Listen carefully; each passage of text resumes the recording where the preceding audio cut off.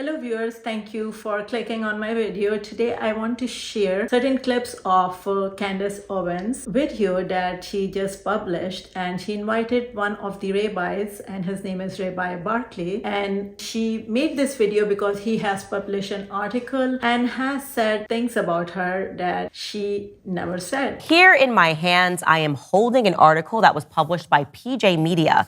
The title is, Let's Be Honest, Candace Owens is a Jew-hating bigot. And the title of the video is, This is Crazy, Rabbi Barkley attacks me for things I never said. So let's get started. And the reason I'm making this video is because I'm just really confused after watching the video, and please give me your point of view on what is your take on what the rabbi is saying. Gives me great optimism that you're gracious and reached out yesterday and wanted to get together. Actually makes me very optimistic. Yes, so I am the ultimate defender of free speech, and I believe that we need more speech, not less of it. When we see things and we believe them not to be true, rather than censoring that individual, we should actually give that person a platform, because people will walk away and be able to assess whether or not the statements they heard was true. This is so true. I'm a big believer of not only free speech, open lines of communication as well. Because without communication, of course, how can we learn things about each other? So both of them, I think this is a very positive attempt, that even though he wrote a lot of bad things about her, and she actually invited him to her podcast, and he actually came to her podcast. So they start off the interview with him defining anti-Semitism. You care about people. You and I don't know each other, but I'm going to go into that premise. I'm going to go into the premise that you have no desire to ever hurt anyone. Okay? That's the premise I'm coming into this dialogue with. You have been devastatingly hurtful. I just want to add that in the beginning, when she was asking him about the definition, he also said that anti-Semitism is the feelings. So if a Jewish person feel hurt by someone doing something, it's anti-Semitism. That is my understanding of what he said. I'm going to go from that you don't understand what it means to the Jewish world. There's a great teaching that comes out of every sociologist, every person in academics, is that I don't get to tell a black man if he's experiencing racism. He knows. I don't get to tell you if you're experiencing misogyny. You know. If I make a comment and it's misogynistic, and you say, Rabbi, you know, that was really misogynistic, my job is to say, wow, I didn't mean that. I apologize. That's not what I meant. And you do not get the right to say what is anti-Semitic or Jew hatred. I'm not trying to, I don't think I said anything about me having the right. I just said to you, would you then view, because I did host somebody who is Jewish, Dave Smith, on my show, and I'm sure you're familiar with him. He's a comedian, he's a libertarian. He is not pro-Zionist. So I'm just asking you for clarity, because you're saying that you can't dismiss a Jewish person, but aren't you thereby dismissing Jewish people who say that I don't support Israel as a state? I'm just trying to have you answer that question. And the answer is, I will ask you back the same question. Are there blacks who do not support blacks? Are there pick the cause or the minority who do not support or actually even better? You and I both sit on the conservative side politically. So what he is saying here is that if a woman consider remark by a man misogynistic, then that man is guilty of being misogynistic. Same with racism as well. And if a Jewish person consider any remark or action part of anti-Semitism, it is anti-Semitic. So it's just like, this doesn't make sense to me. At work, I can just blame a guy for making a misogynistic comment, even though he was absolutely not misogynistic. But there should not be, at work, there should not be any kind of investigation done. They should just take my remark. Since I consider it misogynistic, the guy is guilty of being misogynistic. Exactly same thing. So he's saying, like, if a person accidentally bypass a Jewish person in line, not even knowing he's Jewish, but the Jewish person take it more personally and feel that he did it because he is Jewish, then he will be anti-Semitic. So just make it make sense. It just does not make any logical sense to me. So if you can make sense of this, please share it in the comment section. So the next clip I want to share is when he wrote in his article that she said Hitler is okay. So let's watch. Even talking about Jews, not talking about the Holocaust,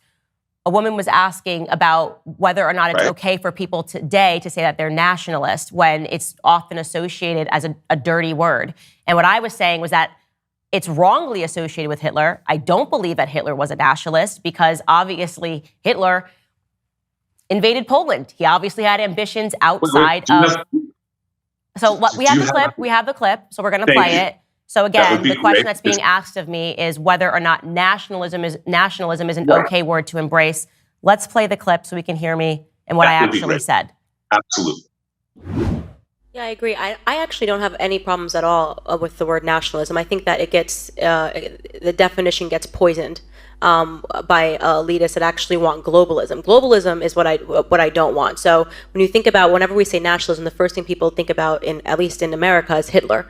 You know, he was a National Socialist, but if Hitler just wanted to make Germany great and have things run well, okay, fine. The problem is that he had dreams outside of Germany. He wanted to globalize. He wanted everybody to be German, everybody to be speaking German, everybody to look a different way. That's not, to me, that's not nationalism.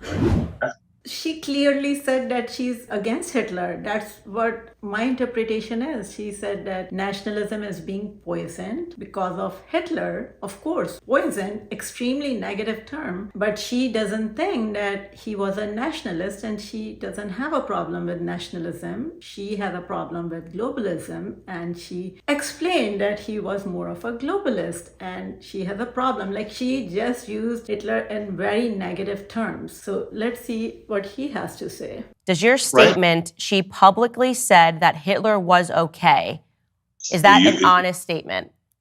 Yeah, so let's talk about this for a moment. Is that okay? Yeah.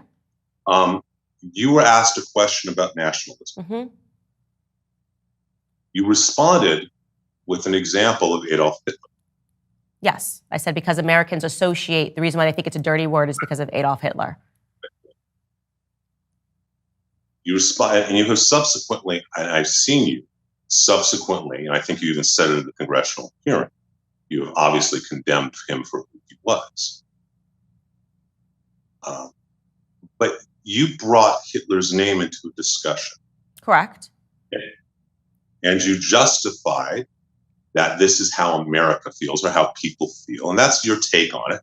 It's not necessarily accurate. And in fact, it probably isn't from an actual sociological standpoint, but that's your opinion, fine.